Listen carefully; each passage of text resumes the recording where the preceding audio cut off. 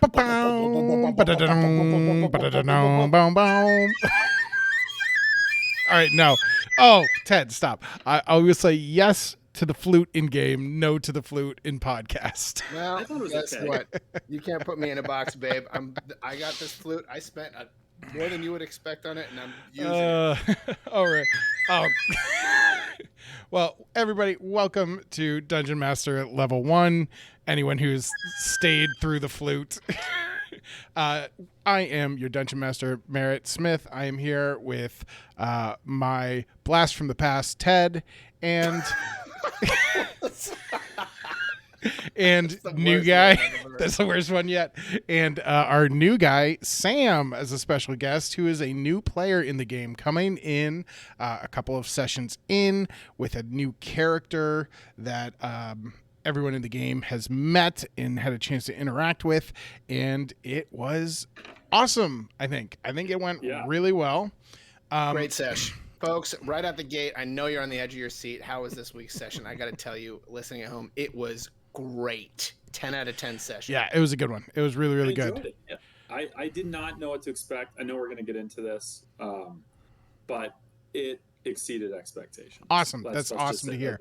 Fair to say. As anyone who listens knows, this game and the podcast is all about new players in Dungeons and Dragons learning it together. I am a new DM with absolutely minimal playing experience. All of the players are brand new players, having never played before, including Sam coming in brand new. So, Ted, do you want to give us like the quickest plot rundown for the week? Because I feel like we have a lot of discussions to get through. And the quickest plot rundown of what happened this week? Yeah, okay, great. A quick plot rundown. Okay, set the timer for 60 seconds, please. Timer set. Timer, done. Please. Set. Did you set it? Yep. You didn't set the timer. You're just come on. I know for I a fact. I got a metronome. I got a Okay. metronome up here, Ted. I can keep Great. perfect time if in I my need to head. speak in a specific rhythm, And then now you that got will come 40 in handy. seconds. 40 seconds. Okay, perfect. So we started Perfect. with the king. The king sent us to the ship. This is all from 2 weeks ago. I'm wasting time. We're on the ship. 30 We meet seconds. The crew. We meet the cast and crew. We decide, hey, you know what? Let's explore. Let's get to know some of these characters. We did that. It was great. Then we get to the Grand Library. We introduce ourselves to the librarian. The librarian's like, shh, everybody be quiet. Very rude to Raccoon. Very like stereotypical, like I would say borderline racist towards Raccoon. That was messed up. And then she actually turned out to be a giant succubus. What a surprise. She sicked her choppy books on us and we trounced her hard. And that was the end of the sesh. Time. Done. Brilliant. Perfect. So let's go back to. Is that episode over? We're done. Podcast That's done. it. Thanks for listening, everybody. For those of the 5 unique listeners who've been listening, thanks for joining us on this journey. We'll see you later. We were up to 9 for the past 2 weeks. For the past week, we're trending up. I think I might have logged on twice, so 2 of those might have been mine. You know what though? I believe it identifies from IP address. Okay. So it's like device and IP address. So I think we're probably good. But either way, that's exponential growth. it is. It's huge. Yeah. You're right. Next week we're gonna have 11,000 unique listeners. Yeah, let's go back to the introduction when everybody got on the ship. That was when the current characters were introduced to Barter Underfoot, the mysterious informant who informed the king of the party's activities and how they performed, and then vanished back behind the throne, not to be seen again. But as Bosch and Raccoon were coming onto the ship, they saw Barter coming onto the ship as well with a pack and his gear. And so I think what I would like to start with is Sam talking to you about coming into this game, and it happened really quickly because the game was Tuesday night. I texted you probably at like 11 o'clock Tuesday morning saying, yes, I was at work. Yeah, yes. You were at work as adults, as real adults do, because that's not what I do. So I texted you at like 11 o'clock that morning, said, hey, I have a game session tonight. I have a character that someone else was going to do, and now he can't, but this character is ready to roll. And whoa, Sam, Just this isn't always your what you want to character. hear. Yeah. Just always yeah, what you want. seriously. So No, Sam, yeah. Sam was basically like, look, somebody else is going to do this and So- put all the time and effort. Yeah, but so- why don't- That's exactly what happened. yeah. Yeah. Wow. Keep going, Merritt. That's accurate. Yeah, so it was I had because I worked through this character with a video game friend of mine, and he recently took a new job like this past week that he's going to be working a lot of nights and feels like he can't be here regularly. And I said, that's cool. Would you mind if I try and find somebody else? Because I liked the idea of Barter, the character, the role he would fit in the party a ton, and I didn't want to lose him. And over the holiday break, Sam and I had a nice discussion about tabletop games. We're going to get going in another game of Gloomhaven starting a little while, which will be a cool thing to talk about too at some point. So would love I that knew because you'd. I don't know what that is. Well, neither do I at this point. Yeah. So when I learn a You'll little handle bit, it fine. yeah, when I learn about it, we'll discuss. But so I knew you were interested in a game like this, and I was just like, this feels like it's going to work. I'm just going to throw it out there. Sometimes you just know. Yeah. Sometimes you just know, and it just feels right. Yeah, 100%. And that's where it was. Yeah. And I had listened to the podcast. I mean, that tells Thank you. something, Thank right? you, first of all. I mean, Thank you so I'm much for 10% doing of that. the listening audience or more. Yeah. And, long-time listener, first-time guest. Right. And I think also my wife had led on that I was listening to the podcast. Did that have Yeah, anything to do with the I think, decision? actually it was. It was Tuesday morning That dropping. sealed it. So for everyone listening, Sam lives in my neighborhood. His kids go to my kids' school. They're like, there are like my daughter's like in between age wise, your son and Yeah. your daughter. Like Yeah. it's 1, 2, 3 in age. Yeah. And dropping the kids off at school, your wife said, "Oh, Sam started listening to the podcast. He says it's great," which She's very was excited amazing about amazing to hear. So thank you to you and her for that. But it was that morning, and I was like, "Oh, we got a session. Oh, Barter's not going to be there. Oh, you know what? Just maybe he'll be up for it." And so it just like came together so well. So actually, we'll go back another sec. Ted's indignancy at not being your character, Ted's outrage that you're using someone else's character. Outrage. I would say I'm not only outraged. I'm gonna go apoplectic. Is how I'm feeling right I now. feel like if anything, the loser is. I mean, I think it would be fun to be part of the character design. Mhm. Like that's like always the best part when I've played role playing games is getting in from the beginning. Yeah. And so I am a little bit sad to Okay. miss that. I am, but I think it's worth it, and I think if you've done the work with the storyline and it fits, I'm happy to. Okay, so how do you feel stepping into Barter? You feel like it's Okay, good? You well, feel like well- it's set up? I think so listener, the story is Singular listener, singular.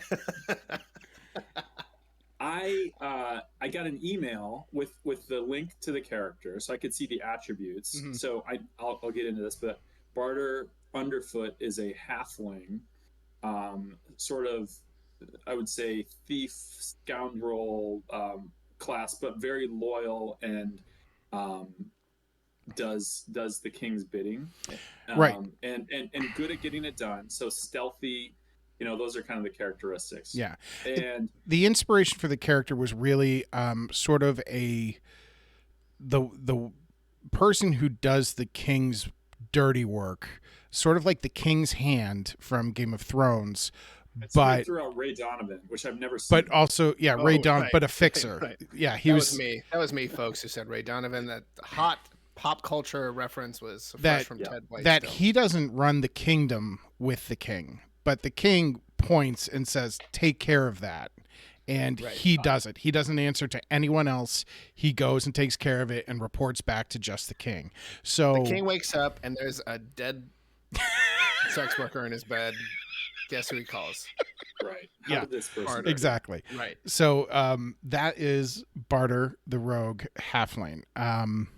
But so I got the attributes. I kind of glance at them, and then fast forward to the evening. I'm putting my kids to bed, and I'm trying to get on, the video chat and trying to set up the map.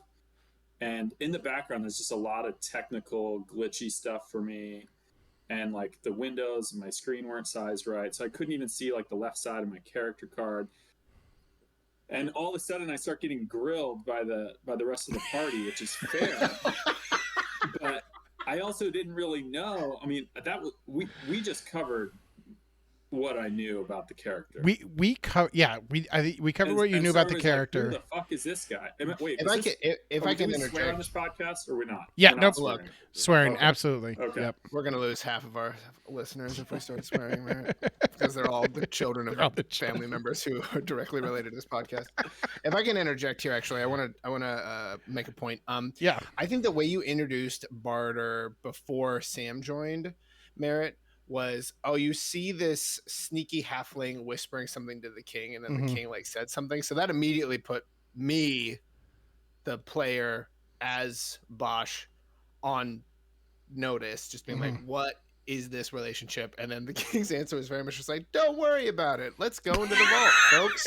So I think that's where that came from. I don't think it was completely organic, but I just wanted to say that.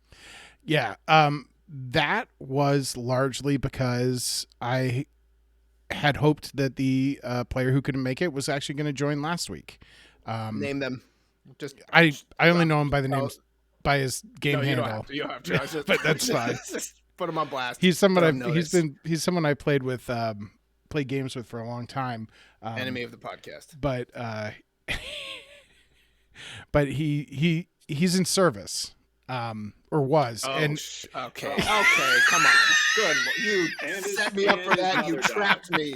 You snake. And is now involved in that. Yeah. Well, I guess I'm just the asshole. So the introduction wasn't as organic and smooth as I could have wished, but I wanted to bring the character in, give you a little hint at him, and then we were hoping at the time that he'd be able to come the following week, but obviously that did not pan out. But wonderfully, Sam did, and we can keep Barter with us. I think I want to go back to the discussion of the characters talking with Barter. Ted, Bosch has been incredibly cynical and distrustful of almost everyone he's met.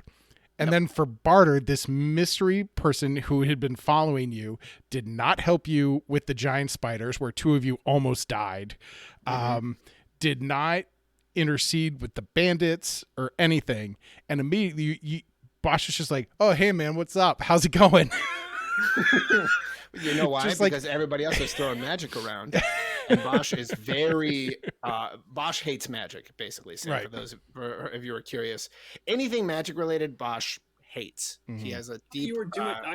I've only made it through like episode 3 or something of the podcast, but there's a lot of discussion of magic tricks and coin behind the ear kind of things. Right.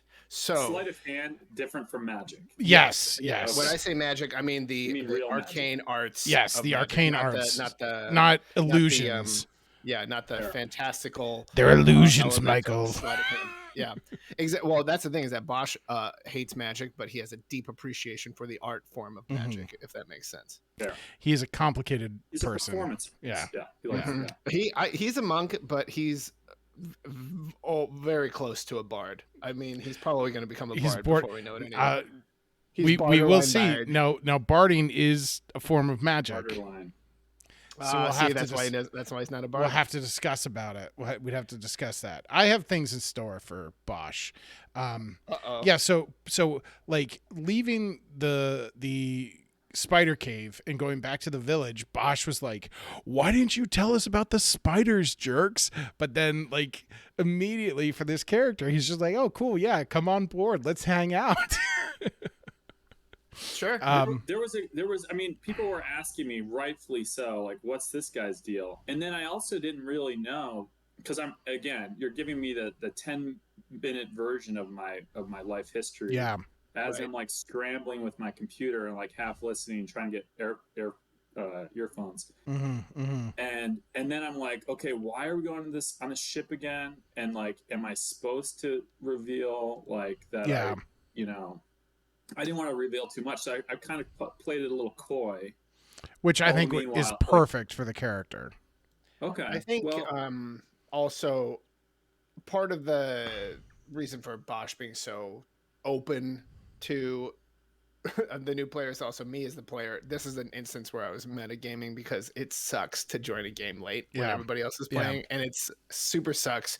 Everyone's like, "Who's this new guy? New guys suck. Get out of We here. hate new. Get out of We're here! gonna kill Boo! him." We kill Barter and we eat his corpse and throw his bones off the edge of the ship." Speaking of which, Sam, if you want to just create a new character, I got a great solution for you, pal. Just walk right off. Just walk out right into space. and guess what? Here's a new character. Well, Just take here's that what I will Snorko. say. Here's what I'll say. Take that Snorko. Put that arrow right in your mouth, other arm all the way out. Now that We got a new character, baby. now that everybody's gotten their feet wet a little bit, the difficulty curve is going to increase. It stepped up a little bit. The battle against the librarian this week went much easier for you than I thought it was going to be, largely because All those nat 20s we kept rolling. Barter rolled yeah. a nat 20 on his first attack. Raccoon rolled a nat 20 on his attack. And Don't forget my man Bosch. Did Bosch also get a nat 20, Bosch baby. also got a nat 20? Yeah. nat 20. So, well, yeah, I mean, you murdered that book, but 2 nat 20s against the I boss, did. like I'll do it again in the too. first 2 rounds. Also, you guys were hugely helped out because on initiative, the succubus rolled a 20 and immediately got trumped by Barter and Raccoon rolling even higher than that. And so like she took 2 hits, 2 crits. I think the first 2 attacks against her were crits before she even got a turn. So that you guys, you went hard right off the bat. Yes. That was a first swing home run right there, which was awesome, and it was so fun. So let's talk about that encounter, going back into the library. So A lot to unpack here. there's a lot to unpack. yeah. We rushed through the plot. Oh, yeah. So let's slow down the plot a You little told bit. me to rush through the plot. Well, I know, but that's because we This can is go my back and favorite explain segment. in detail. Okay, great. Okay, perfect. So that was the outline yeah, of the plot. that was the For those outline. Listening. I don't want to be. I mean, I'm the guest here. Oh, No. let you Are we lead. gonna Go skip- ahead. Are we going to skip the fiesta? Let's go to on that the- on first. the Let's go spa- to on the for that spaceship? first. Yeah, sure. Okay, folks. So if you're just tuning in, we are we now actually getting to the actual recap of what we actually did. We were just mean, messing around before. This was all storyline. There was Right. no combat. That's true. That's true. No, we can So- start that. That's where you'd like to go. Let's do it. Well, this just is a natural follow up to the Inquisition. I then felt like my job was to not screw up. Like I didn't want to. You guys had a thing going. I didn't want to be the person that was going to like throw it off. And then I also was trying to think, what would this character do? So everybody goes to the captain's quarters Mhm. on the ship. Uh-huh. They're all invited for this fancy dinner, and my character Barter decides he's going to just go to his own room. And I just kind of wanted to watch the interaction a little bit. And Yeah. I think that was in character, and just kind of see how you guys played. I 100% think that was in character. As we were, getting on the ship, getting settled, I believe I said, this is something Barter has done before. He has been a guest on this ship before. He's not going to be wowed by the. He's not going to be captain's wowed by the captain. This is old hat for him. I think the way I see it is this ship and crew is like who the king hires when he needs something done under the table.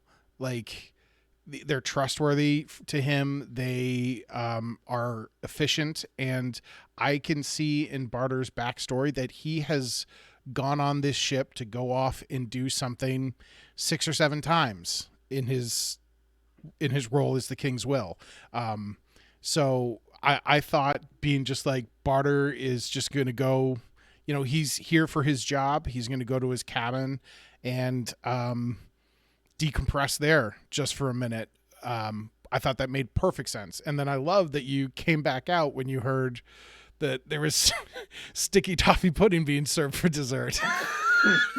Well, at that point, I was like, yeah, this guy is kind of a badass, and he didn't get dessert. And perfectly, Bosch had done some magic trick, and the toffee pudding slid off of his tunic and was in the dog's dish. And I'm thinking, how would this guy respond if he didn't get any?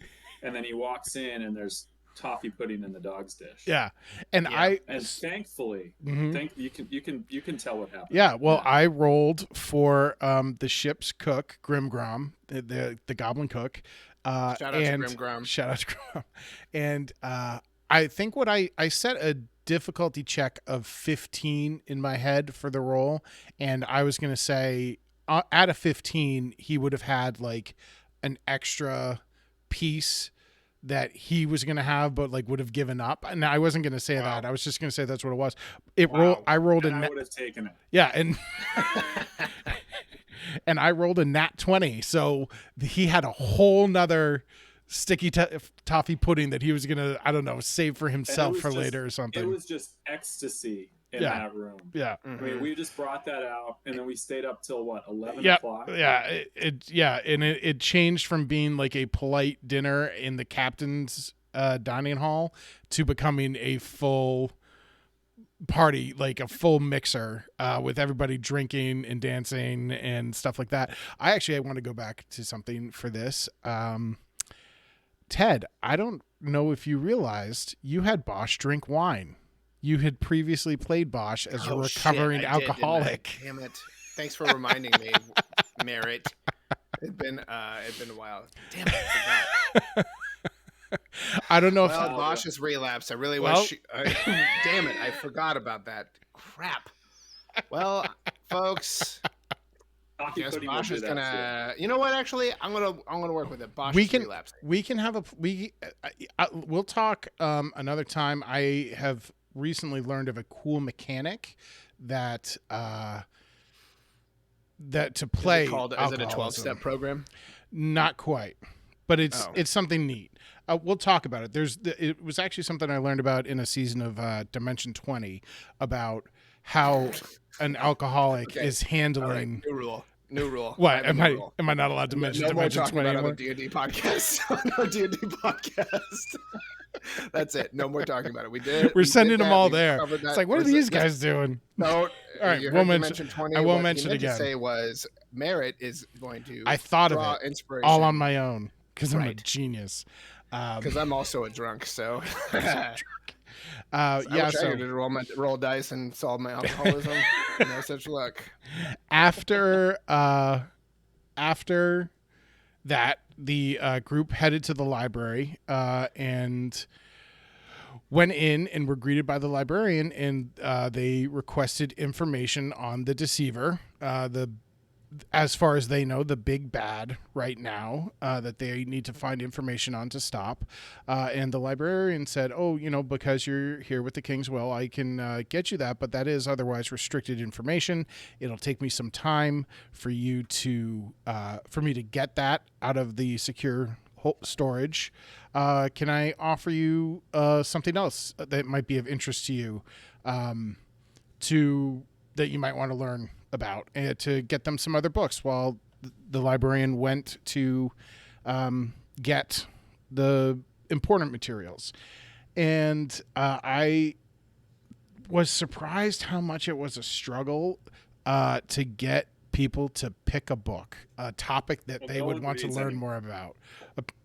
Apparently, maybe she should have offered a podcast. If you had dangled a little more of a carrot, being like, this book, you read it and you learn this skill or whatever.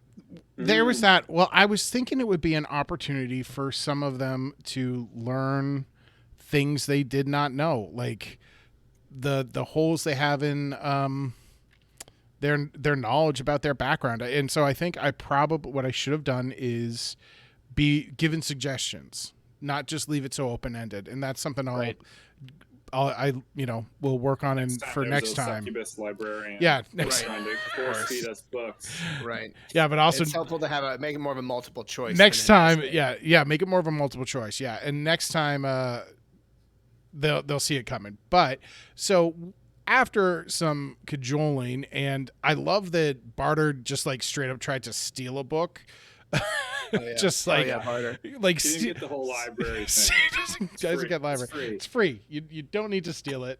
You can bring it back. I gotta say something. I loved, as someone who plays very chaotically myself. As soon as Sam joined and was also playing like relatively chaotically, I was like, "This is gonna be great." I think you two might end up being in trouble. This could turn really bad for me. How can we break the game? Is pretty much how I enter any D&D campaign.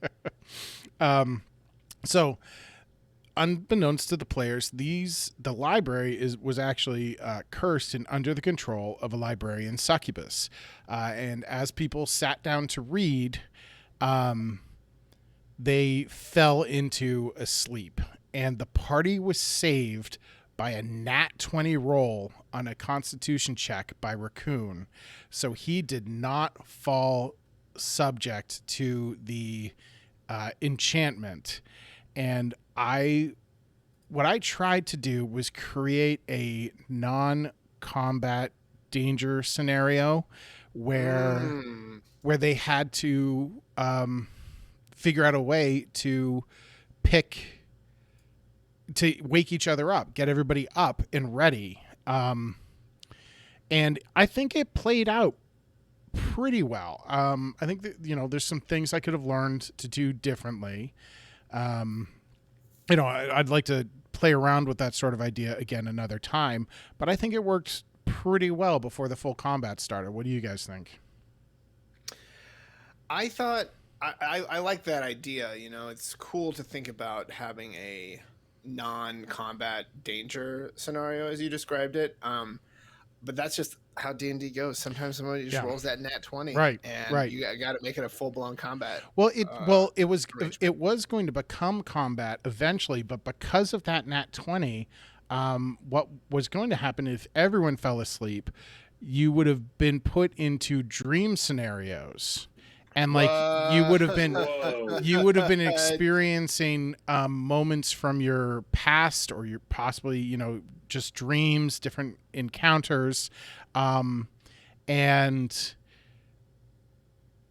you would was that. It wasn't too much. It was just things I had been thinking of in little storylines, and what would have happened was you would have each taken a little bit of damage for each round that you did not snap out of the dream, because that's what the librarian succubus does, is it lures people to sleep and then feeds off of their life force as they're asleep in the library.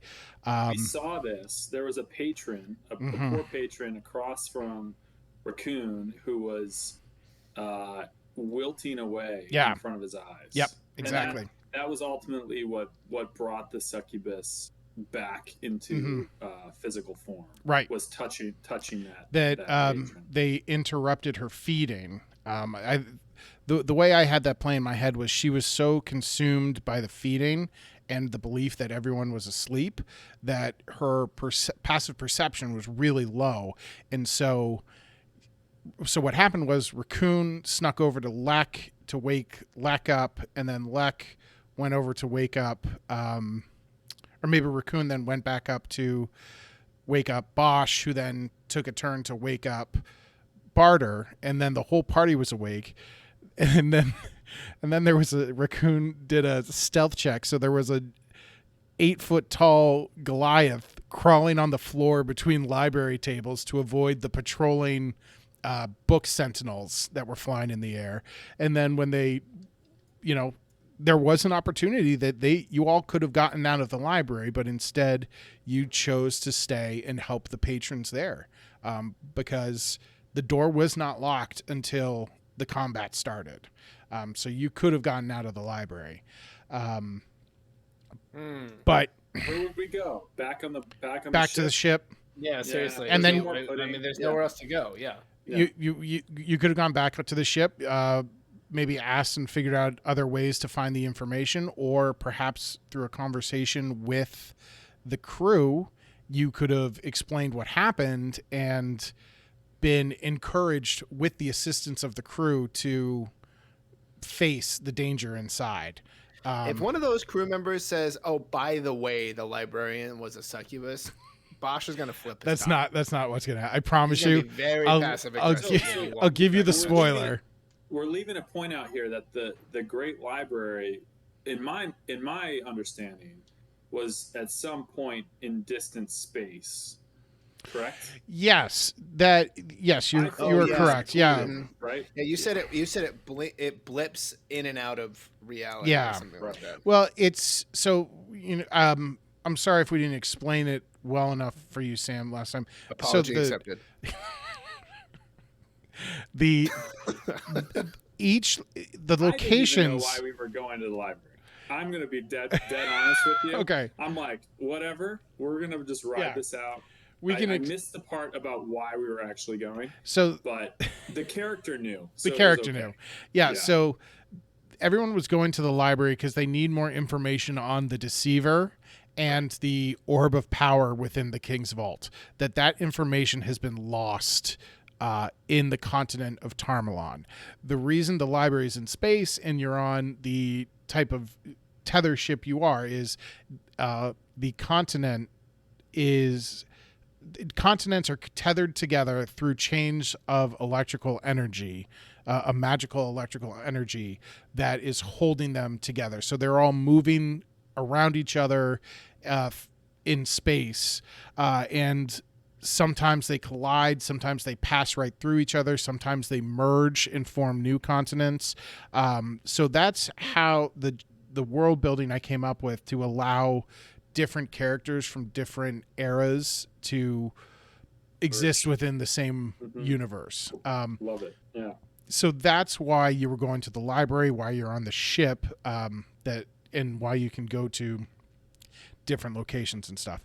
What were you going to say? Oh yeah, I will give you a small spoiler. No one on the ship knew that there was a succubus in the library. That will be. Bosch doesn't know that. Bosch is gonna be pissed. It will come. I gave you a clue as to what's going to come at the very end, and you'll. Oh yeah, you did. It will play out, and I think you'll be. I think Bosch will not be as upset at this, at anyone innocent this time. Bosch definitely has a habit of going off the rails on innocent people. No, it's justified. They deserved it. Yeah. They did deserve it, and also if he's giving them so much money, you'd think that they would hook him up. You know what I mean? Mm-hmm. Yeah. So then, because Lek, I actually want to mention one thing before we got off the ship. That reminds me, I'm trying to do this thing where Bosch leaves a tip for whoever's like a service worker. I remember that. Yeah, I was like, oh, I'm going to leave my quarters, but I know that somebody might be coming in to clean, so I left like a gold coin on the night. I stopped the game. I brought the game to a screeching halt so that we could rewind, just so I could make that one specific point. I already know what's in store for you. Oh, well, I should hope so, Mr. Dungeon Master. I should hope you have an idea of what's in store. Dude, Ted, like, you were being really hostile tonight, man. Look, I've been in Zoom meetings all week, baby. Oh, I'm sorry to hear that. I'm sorry to hear that. And it's been a lot of fun, but I think you're transferring a little bit of your work hostility into this. This is no. There's no hostility about work. I'm very pleased with my job. I love my job. But the thing is this, I feel like I can't really let the claws come out. You can't be yourself. This is me at my most true. That's excellent. That's excellent. Good. Okay, great. So then, more notes. Actually, I'm not asking for notes about my performance on the podcast. We're trying to build an audience here, folks. Come on. You listen for the conflict. You don't listen for the D&D recaps. So then, Lek chose to save the patron whose life was withering away, and I think she was done. I think it was too late. From the description I got, it was like her skin was sallow and sunken. You know, but I was waiting for him to like tap her, and then like his like arm like just goes into her skull, just like sinks in, like she just. So I had not seen, because the way I saw it was that you would only lose a little bit of health each turn. I did not mean to indicate that that patron was finished. She's just in rough shape. She's in really rough shape. So, but then the combat started, and what this was I homebrewed this enemy, basically combined a succubus with a night hag, because I wanted a little bit of each one. I spent some time balancing the hit points and damage output of it. I probably could have kicked up the hit points and the damage a little bit, largely because her assistants, the flying books, turned out to be real chumps. They were weak. They were really weak. They were going down in like, they had enough hit points that they could survive a hit from everyone.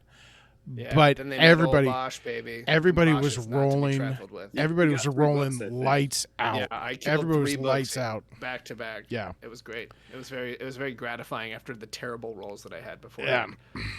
Are we going to talk about the flute or not? We can talk about your flute. talking about me being really aggressive. Yeah. So, folks, for those of you listening at home who might be listening to the pod, I months ago when I created this character had decided that I would add a flute to my tools, and then I thought, wouldn't it be hilarious if I bought a wooden flute? And so I asked a friend of mine who is a flautist, shout out Sam, thank you Sam, and he recommended this wood flute company that makes these little guys. That is like a gorgeous looking flute. It's very pretty, right? It's a gorgeous sounding flute too. Yeah, it sounds good. Last time. Are we sponsored by the flute company now? No, we are not. No. But if you're interested in sponsoring us, follow Merritt at the Irish Roger on Twitter. You know what, though? DM and we'll go ahead and give a shout out to that flute company, because it is really fine work. Already. Excellent, wonderful, perfect. Wow. No. I'm gonna find it right Just now. Make it up. So it's the Wood Flute Company. Nope, it's not. Let's see here. The name of the company is High Spirits Flutes. Wonderful. That's the name of the company. Great stuff, quality product. And there we go. Our first. If you order a flute, use offer code Dungeon Master Level 1 and tell them that Ted and it will not work. Ted gives them a toot.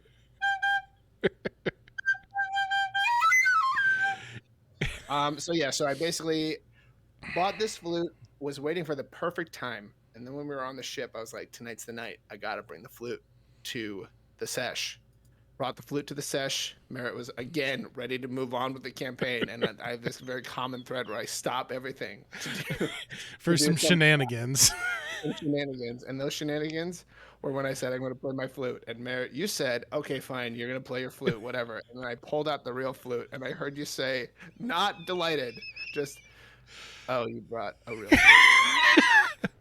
I didn't mean to sound undelighted by it. I did.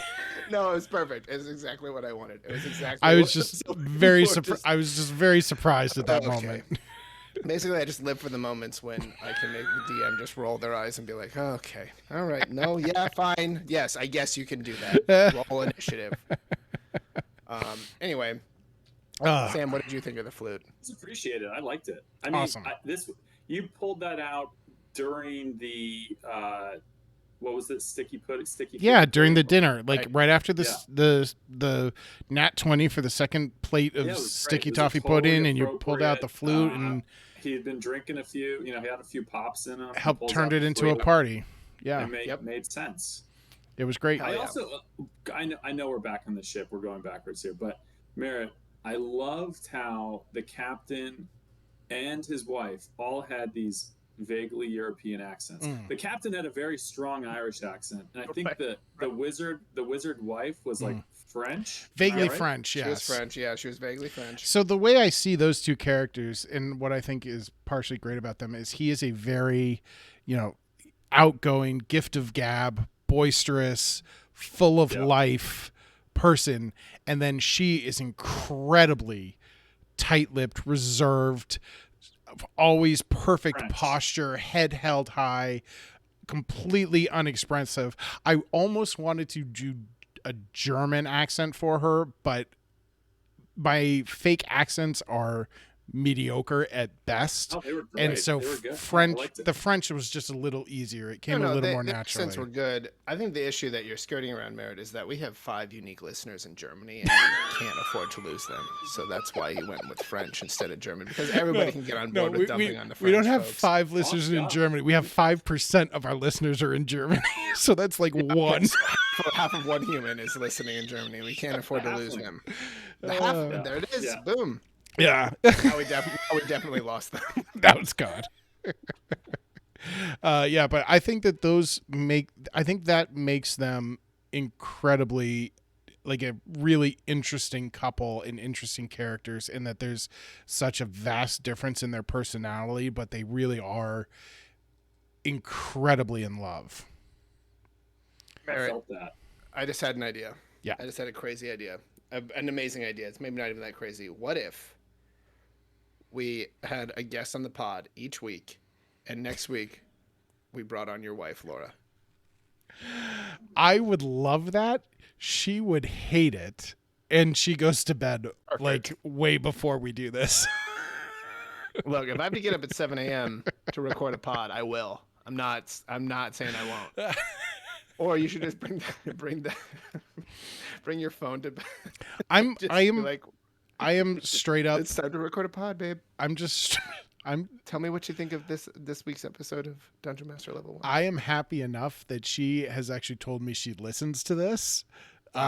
So I'm not gonna push my luck. Laura, if you want to be a guest on the pod, just tell Merritt, and we'll see you next week. It's probably gonna take her about 3 months to get to this episode. She doesn't listen to it for very long. You know what? If anyone out there is listening to this podcast and thinks I'd like to be a guest on that pod, reach out to Merritt on Twitter at the Irish Roger on Twitter. Send him a DM. We'd love to have you. We're open season for guests on the pod. Fantastic. The only requirement is you have to have actually watched the campaign the week before. Right. So. Awesome. Yes. Okay. So Derailed. we're totally derailed again. That's what I do, folks. Just So here's what I want to talk to you about right now, Ted. The last time we had a combat encounter, even running it, I felt it dragged a little. I felt players losing interest. It was our second encounter of that session, so that was a lot. How'd you feel about this one? Great question. Thank you for asking it.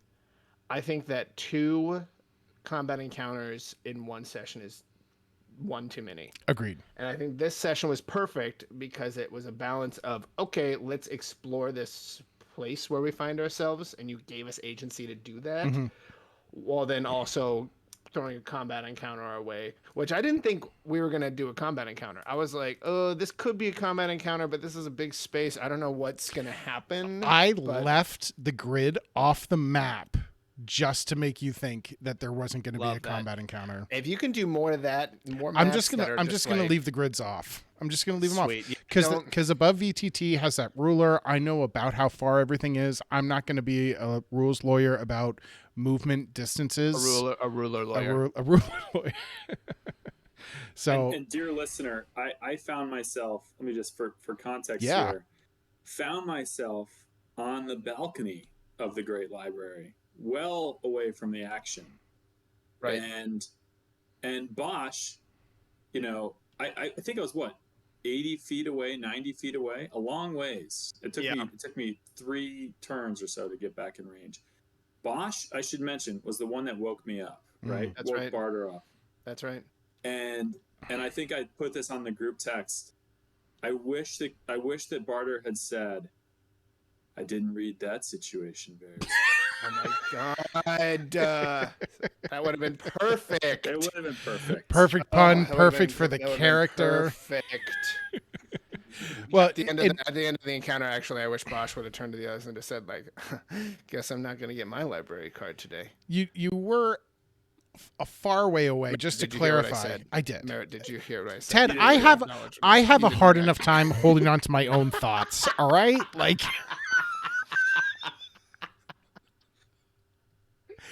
I spend all day talking to a 4-year-old. I can barely manage what I'm putting together. And then A man who I is 58 shot the years old. succubus, and I said, "Well, that was overdue."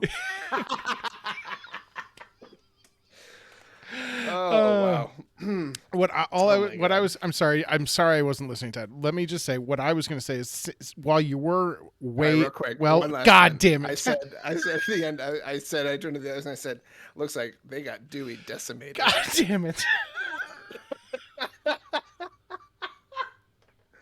All right. What were you going to say? I was just going to say that Sam wasn't out of range. Like, he managed to still attack. He used his arrow. He used his bow in the first 2 turns. He was just working his way closer. So he wasn't disengaged from the experience. That's right.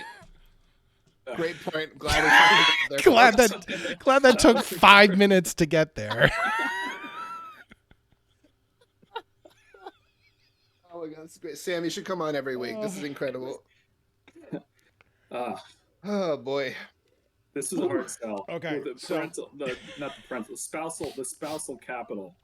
Yeah. I was like, hey, I'm doing Dungeons and Dragons on Tuesday. She's like, oh, cool.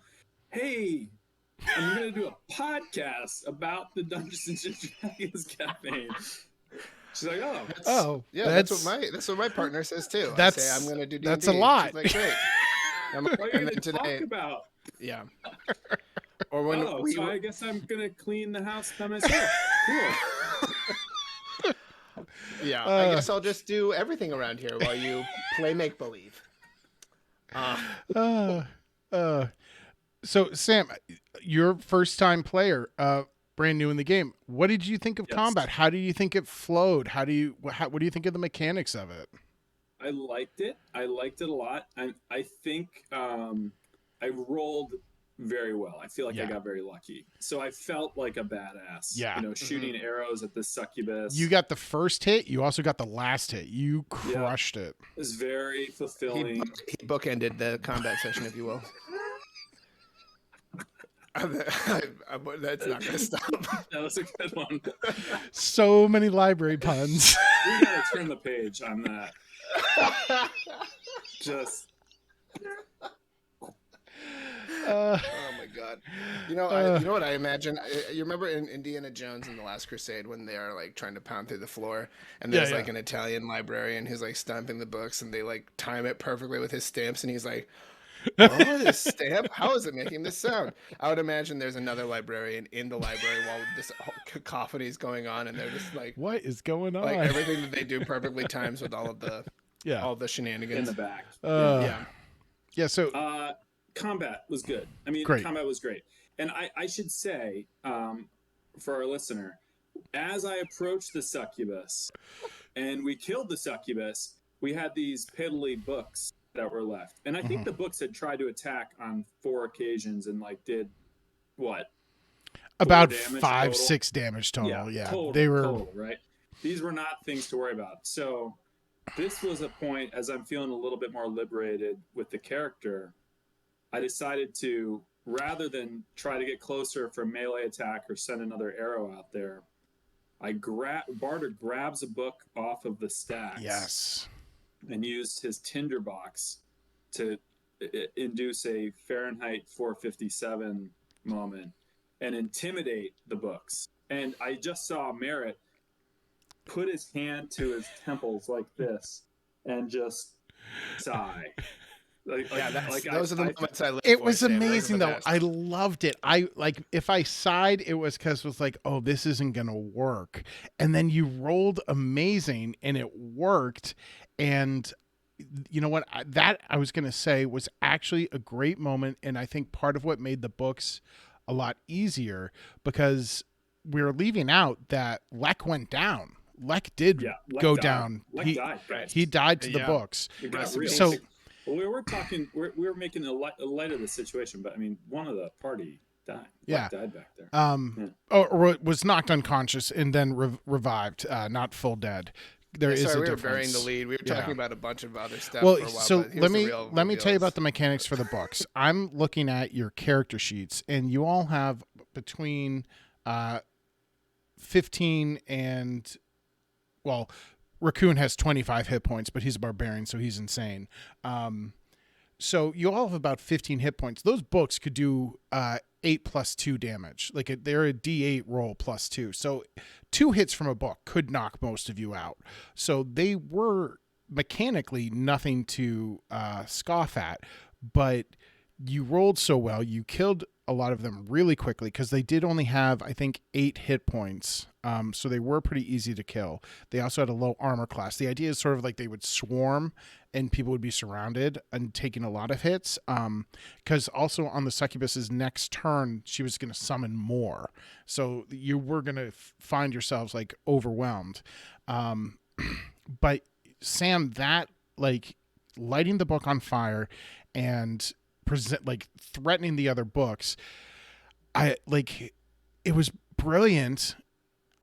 We had it roll as an intimidate. I don't know if you meant to have them run away. I don't know what I was. Yeah, I was a total improv. It was brilliant. Just see what happens. Yeah. I decided that they wouldn't flee. They would turn all of their attention on you. But what that did was it drew them off of Lek and off of Raccoon, and they wasted a turn disengaging, taking attacks of opportunity, and trying to get to you. And that made the encounter hugely quicker for you guys. There were some buff opportunity attacks for Lek and Raccoon, correct? Yeah. Yep.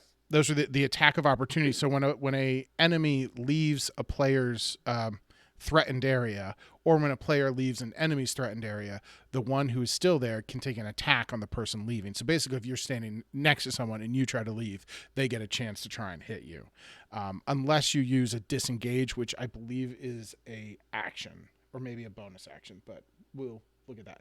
So the other thing I wanted to talk about and I'm going to try and show this, is for the encounter to help things go quicker. I actually printed out all of your character sheets and nice, and put them on a piece of paper, so I can quickly and easily see your armor class and some of your other things. So that way, when I roll for an enemy, I don't need to wait and ask you what your armor class is. I just know right away whether it hits or not. Merritt, Yeah. When you're looking at above VTT, when you see the character, their armor class is on their character icon.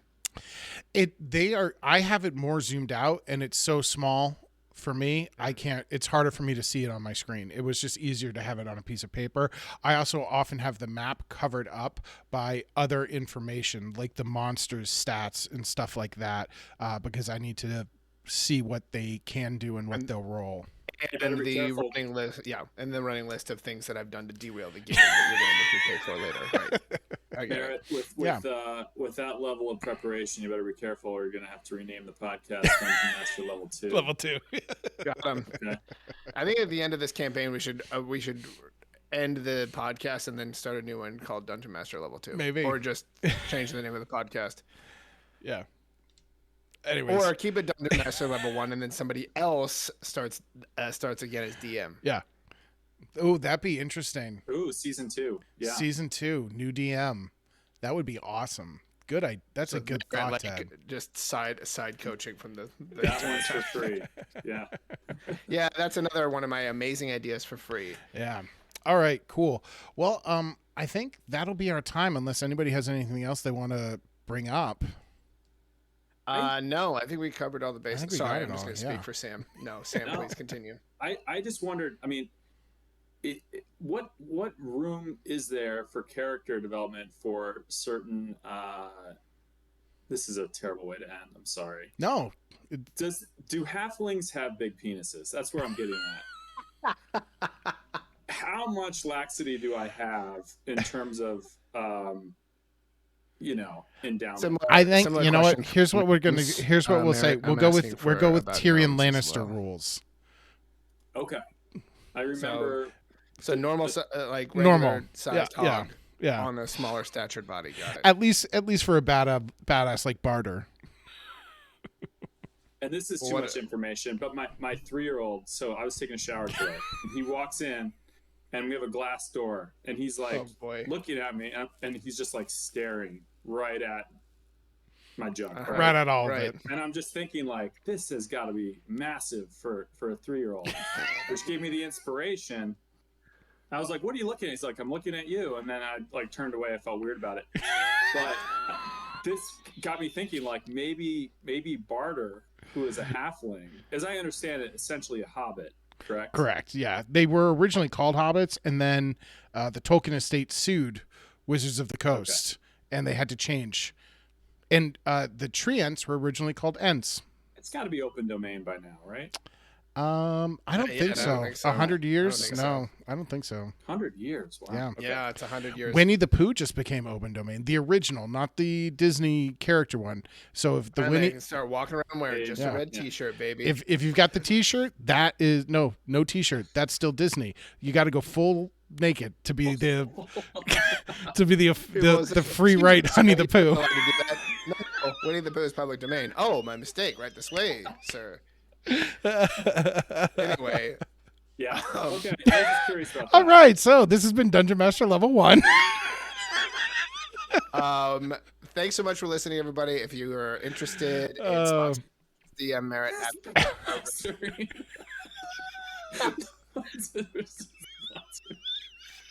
Wait, oh, no. Oh, Wait, get the oh, it's okay. here comes the flute. All right, we're done. Bye, everybody.